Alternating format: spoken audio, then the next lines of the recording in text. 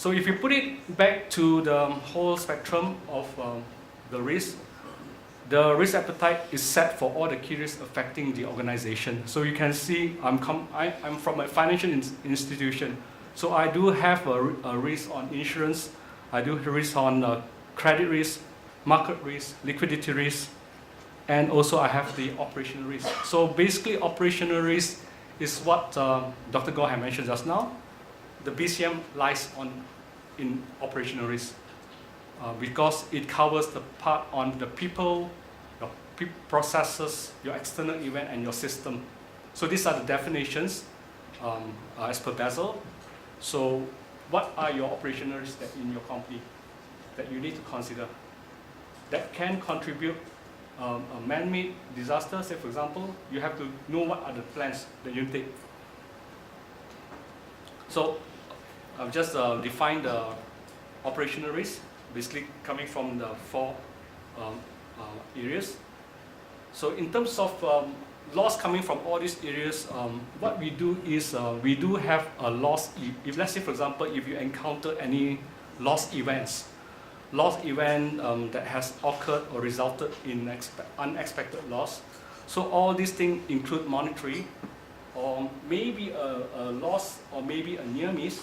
You will need to report it up. Why do you need to report it?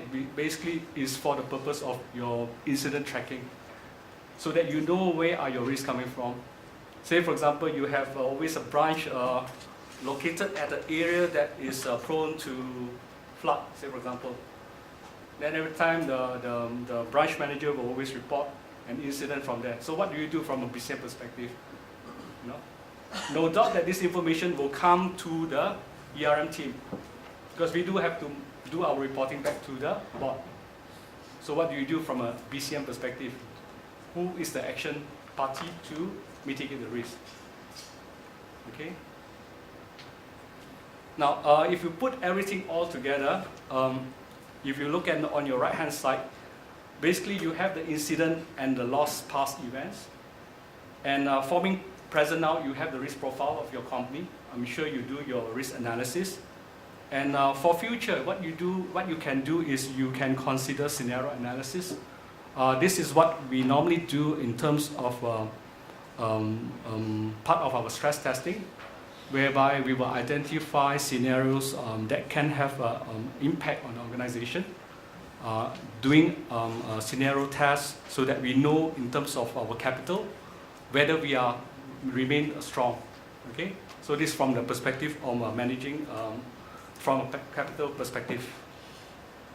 So now I'm going to touch on operational risk appetite for BCM. So I have basically cut out in terms of we need to define the operational risk appetite. So do we have something that we define for BCM? So in my organization, what I'll do is I do have defined risk appetite.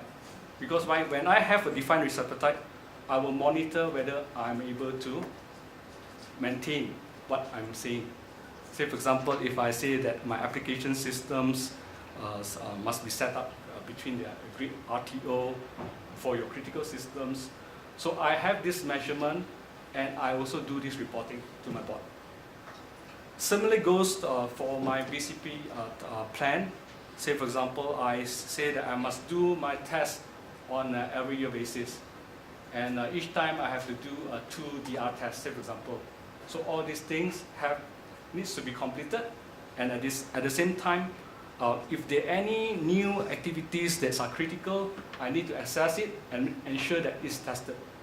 Okay, so this is what I do.